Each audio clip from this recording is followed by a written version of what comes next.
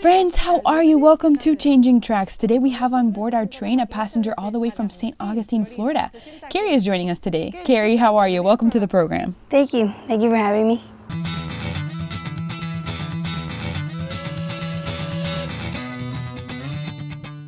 Keri, let's start from the beginning. Tell us where you're from, where you grew up, what your family was like.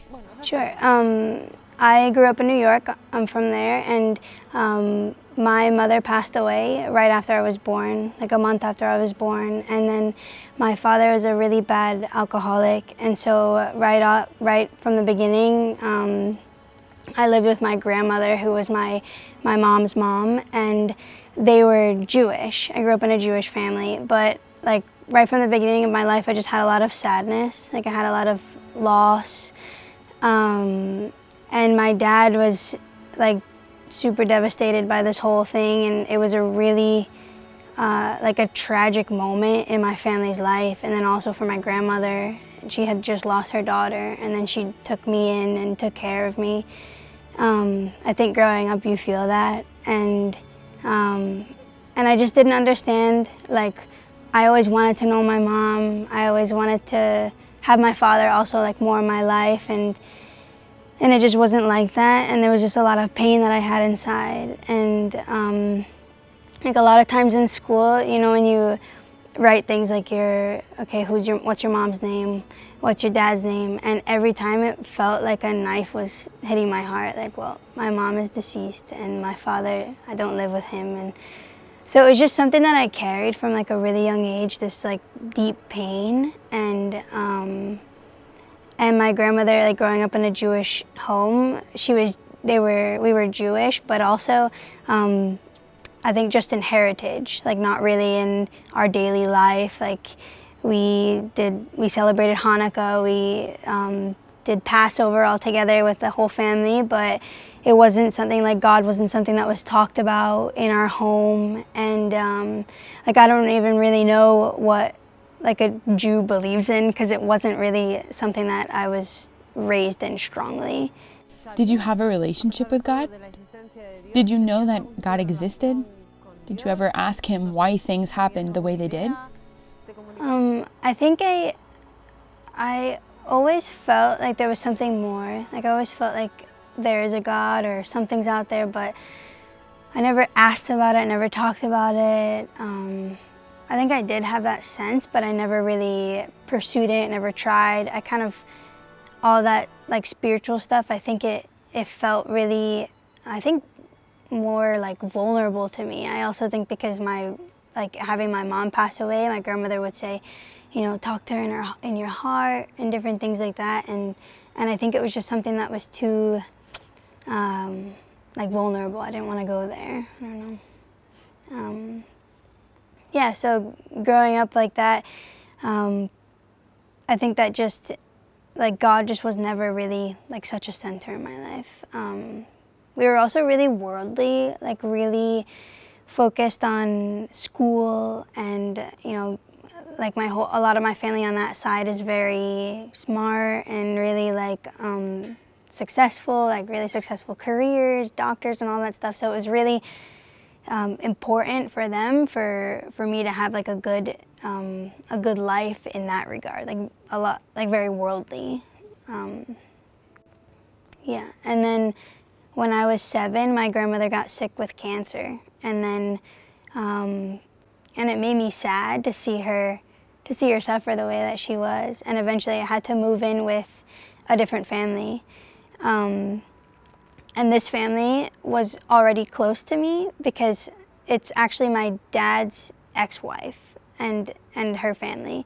So I knew them growing up, but still to totally change my home, to move in with them, to have like a completely new life at 7 years old was something that really, I don't know, when I think back to those days, I was really sad. Like it was just like a deep sadness that I could never like get away from.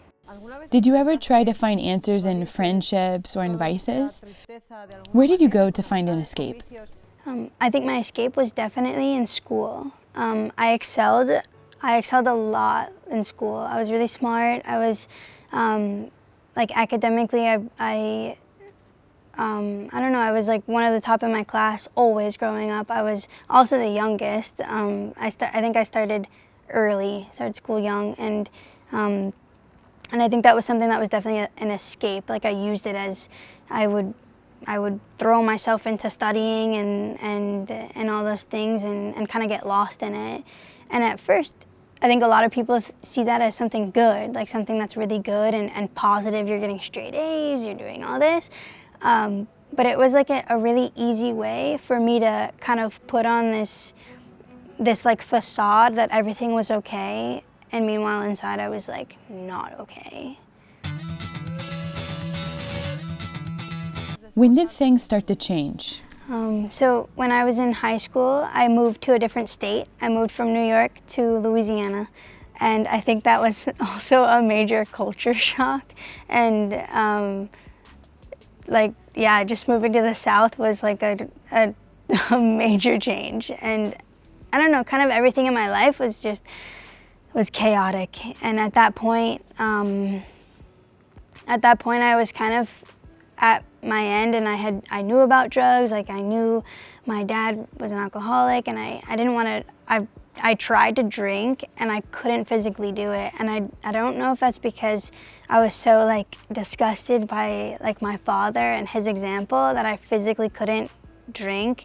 But when I got to high school, I kind of, my first year in high school was like, okay, I was with the good kids, you know, I was still studying a lot and doing things, but then I started hanging out with the wrong people. I started hanging out with kids that were already using drugs, were already just like on a path that was definitely not, it wasn't where I wanted to go. And like even they knew it too. They were like, they would say things like, why are you with us? Like you're kind of, like you're different than us, like why are you hanging out with us? You shouldn't be with us. And but I just like felt this really strong pull towards like bad, towards like evil. I don't know, I just like felt that really strongly. And then finally when I was 15, I started using pills. Like this girl came and she had pills, and I took them, and within a week I was using drugs every single day.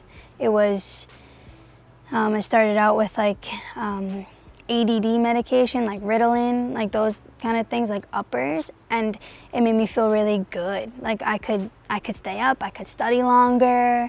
You know, I felt better. Like I felt like I even like lost a little weight. I kind of felt like skinnier and prettier, and just all these things that I don't know. It just wasn't. It was just an escape from everything. And then within a week, I smoking weed, smoking cigarettes, and then I found opiates. Someone gave me painkillers, and then that was kind of the point where everything went like really bad. When I started using painkillers, I started like sniffing them right away, and it was just, in my head, I'm someone that's so like practical that it's kind of, it worked out really bad, because like to me, if I wasn't getting the best out of what I had, then what was the point of doing it? But that combination of like mentality made me spiral downwards so fast. Was your family able to tell what was going on? Were you with your family at this point? How did they react? At first, my family didn't realize that I was doing it for a long time, and then one day they found me smoking, or I don't remember exactly what it was. They knew I was definitely smoking cigarettes, but I don't know if they found pills or something else. But they didn't really believe it. They were definitely in denial. Like I told them, I lied, of course, about like everything, but I told them a little bit, and they were kind of like, well, that's bad, stop, and just stop. But they didn't realize how bad it was, like how bad I was doing, because I was still doing good in school. I was in this program that I was doing research at the university, and I was like one of the youngest people to like ever do that. And so it was just like this huge facade that I had on that like no one really could believe that was happening.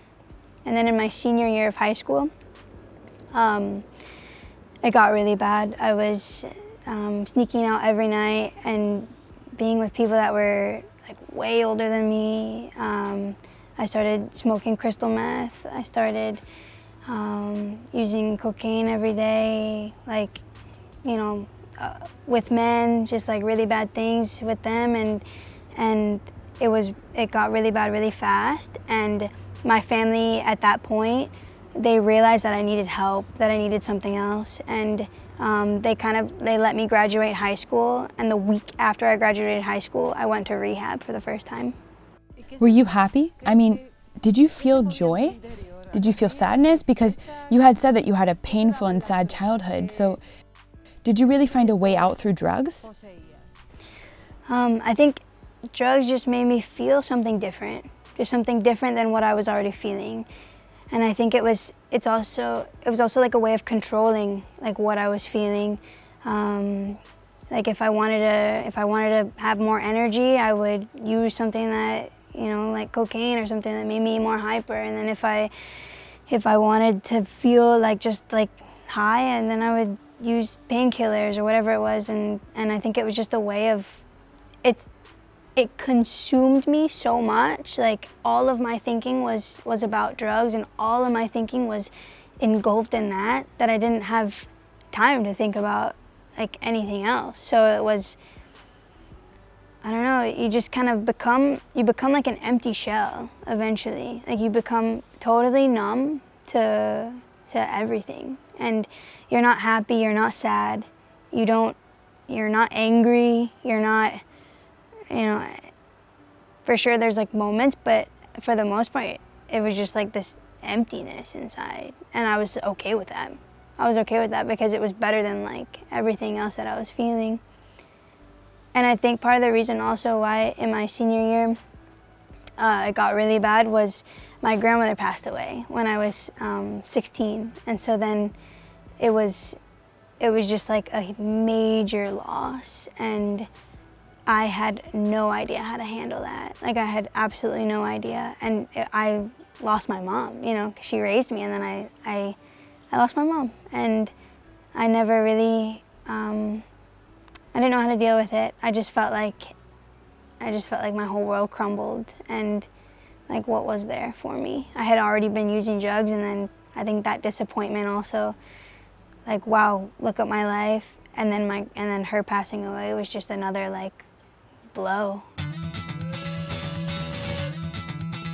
Okay, so they send you to rehab after your grandmother's death. What happens there?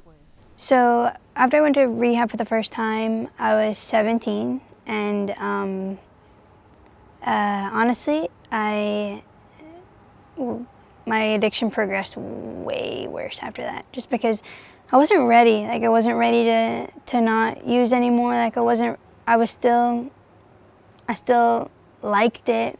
Like I still thought it was cool in a sense. Yeah, and then after that, then I kind of met more people. I started using IV. I started shooting heroin. I found heroin because I went to rehab in New York. My family's from New York, and in the Northeast, there's a really bad heroin epidemic, especially now, and it was everywhere. And it was so much. And whenever I thought about like heroin in the past, you think, oh my gosh, like heroin, who does that? Or even like needles, like who uses needles? And then all of a sudden, like I was with this woman, and she was like, here's a needle and here's a bag of heroin. And I was like, doesn't seem that bad. So I did it. And then from there, that was it. I was using way worse, just like on a mission to die.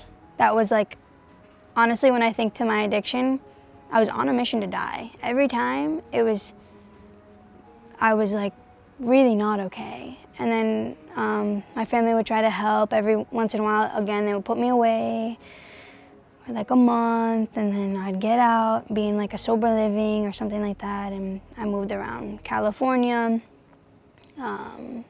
Connecticut.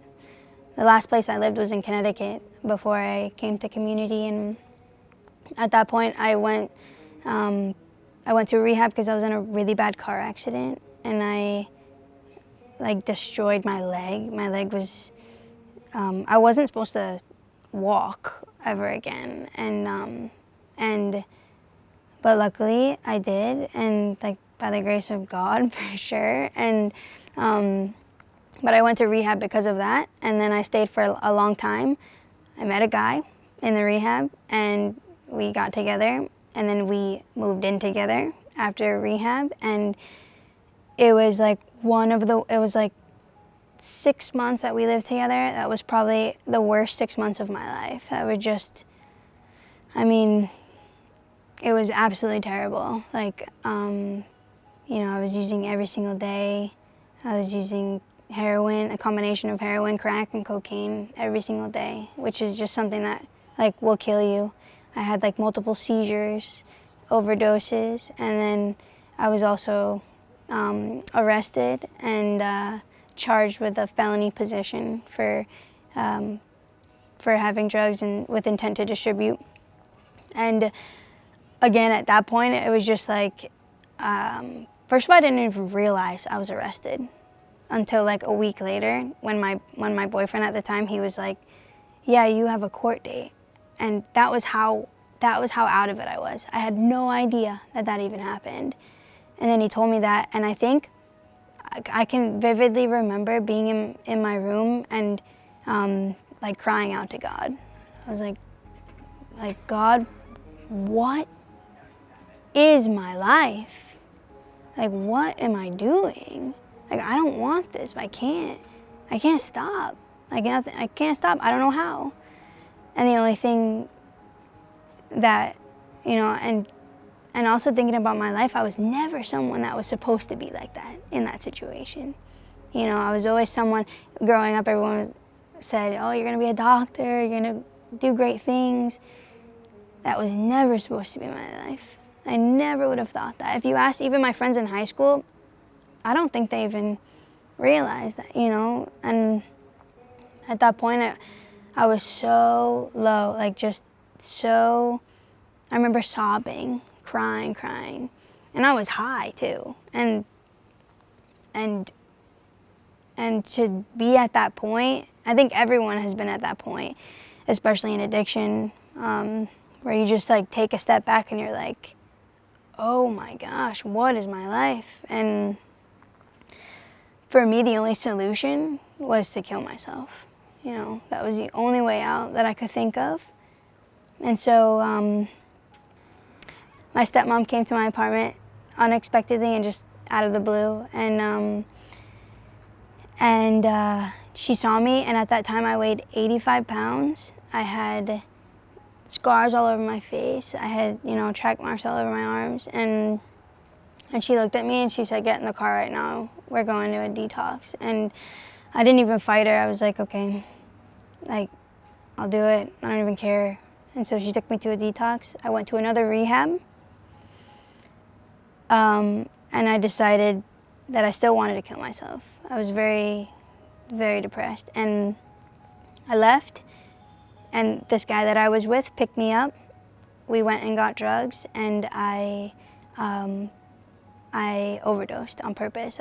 I tried to kill myself, and he dropped me off at the hospital, and I was put in a psych unit, and my stepmom at the time was in Italy, and so no one was, like, my whole family wasn't there. My one sister was there and my aunt. My sister came and she said, look, we're done. We're not involved. We don't want to be involved in your life anymore. And then my aunt came, like the next couple hours later, and she said, there's this community. There's this thing called Cenaculo, and you can go if you want, but if you don't, we're not involved in your life anymore, and we'll help you get there, but this is it. So then, I don't know, it was literally the last resort. It was the only thing left besides jail. Like, I was supposed to go to jail, and then the judge actually said, no, you can come to Cenaculo, to the community, which I don't know at the time if I felt relief or fear, because I knew this was like a Catholic place, and I was like, ah. What was it like when you arrived at community? For me, the first thing that the director of the community asked me, so do you think you'll have any problems coming? And I said, yeah, I'll have one problem. I don't pray. And he said, oh, don't worry, we'll pray for you. And I said, okay. I don't know, that's weird, but okay. And so when I first got here, my first impression was that it's weird. Like, there's all these girls walking around in skirts and smiling, and I don't think any of them were addicts or alcoholics, and they're lying, and this is weird. But I don't know, the girls would share their stories with me, and I knew that that they were sincere, that they were, that they had been in the same place that I had been, that they were just like me on the inside, and the first thing that really struck me was the light that they had in their eyes. They would look at you, they would look at me, and they were just like smiling, and they were happy. And I remember thinking, I don't know what that feels like. I don't have that. I've never experienced that, like peace. So when did that light get to you? So I think for a long time in community, I tried to, again, I kind of went back to how I was before using drugs, like self-sufficient, independent, like trying to do my own thing. And then I hit a point, like about 8 months when I was here, that I felt that same like hopelessness, that same despair that I did at my lowest point in my addiction. And I said to myself, like, what is wrong? What is wrong with me? And I think that was the first time that I sincerely prayed, that I really got on my knees and I prayed, and I really felt, and it was definitely grace from God, I really felt that there was a God, that He was here, that He was present, that He was with me, that He was listening to me, that He'd been there through everything. Like, all in that moment, I just felt that. And I think I just cried. Like, I just cried. And for joy, I just cried for joy, also for hurt, everything, just for love, for feeling loved. And I think after that moment, it was just I really met Jesus. I encountered someone that was real, because He is real. And I think it's, when I describe to my family kind of about that, I tell them it's like God walked up to me and said, hi, I'm God. And oh, hi, I'm Keri, nice to meet you. He's real, I know Him. Did you ever have a desire to become Catholic? When I was about 2 years into the community, I really felt that was something that I wanted, and I asked, and then I was baptized, confirmed, and received First Communion on the Feast of Corpus Christi 3 years ago. And I remember that Mass just crying literally the whole time. And I think God knew that for me personally, that I needed baptism, especially at a later point in my life, because I felt like there was also a lot of things in my past that I couldn't really forgive myself, and I felt truly washed clean, made new, really. And it was a really special moment, probably one of the most important moments of my life. And and then from then on, just walking this journey, just our pilgrimage here on earth. Have you found that joy in the Lord that you didn't have before? I mean, after having lived with that numbness and emptiness, what is it like to live with the Lord now? I think for me, a major thing just to know was that like God knows me. He knows everything about me. He knows everything I've done. He knows everything I've been through. He's walked it with me, and I feel like that just gave a lot of purpose to everything. Like it made my, like, the emptiness and like the pain inside more bearable, because I wasn't carrying it alone. You know, he was carrying it with me, and I really felt like a joy. Like there's moments when I feel so much joy, like you don't know what to do, and I've truly experienced joy that I've never had ever before, and I know like it is because of God, and because of like who He is and how He like fills me up, and I'm not seeking it in all these different ways. It's just being me, just allowing myself to be who He created me to be good, to try to love, to try to forgive. I think all these things that are the truth that like God calls us to do, like we feel good doing it because He's called us to do it. You know, He has written it on our hearts. We're called to love.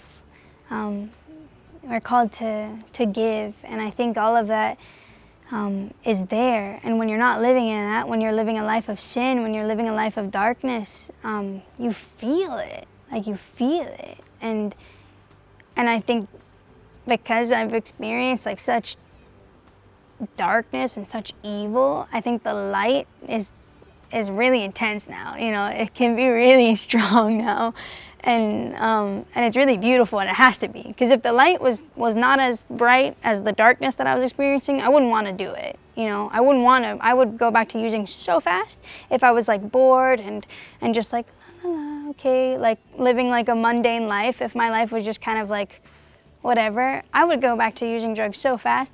But like when you live like God's will, it's exciting. Like life is beautiful. Every moment, everything you do is an adventure. It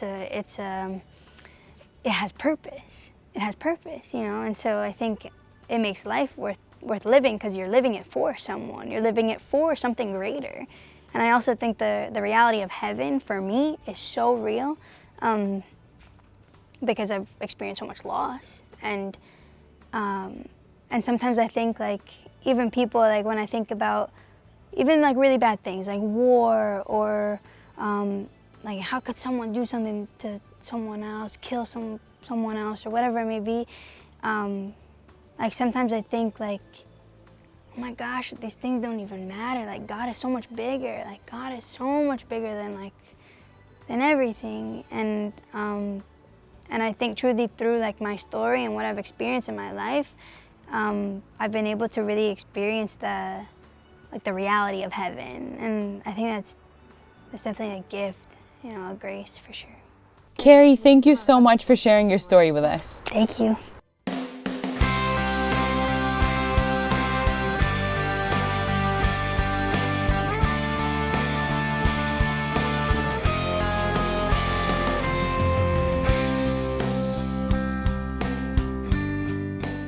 Friends, I want to thank Keri so much for opening herself up to us,